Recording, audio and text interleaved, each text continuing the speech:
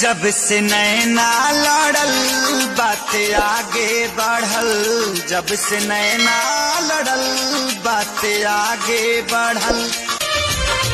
हूँ तुमको ये सारे में। अरे तो यो सुनला का बोला चलो पहले रहू जाती कुआरे में, तकलीफ नहीं हो ससुराले में। का बोले बड़े भाग यहाँ से। बाहर मन करे हमारी करती होली में सिंगार, पेनी नया झमकवती रंगवा डलता ये भतारी। अब की साड़ी वाला सिस्टम हटा दी पिया, हाँ हटा। ससुरा जाए के कधरा गइल बा, सुनतानी की हरा दियो कुचा गइल बा।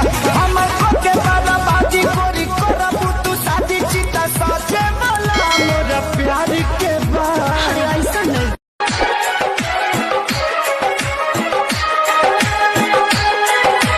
याद करो मिला रतिया हो,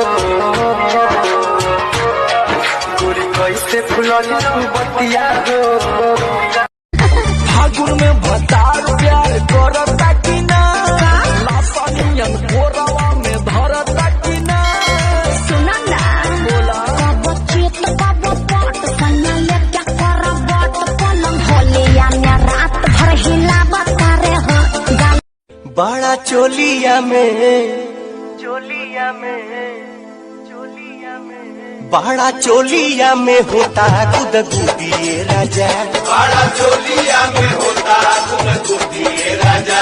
बोलना पड़नी बहुत लगनी पहिला मुलाकात में, दशरथ की चली हलास सत के हमारे साथ बवाल चाल देखी राउर जीवा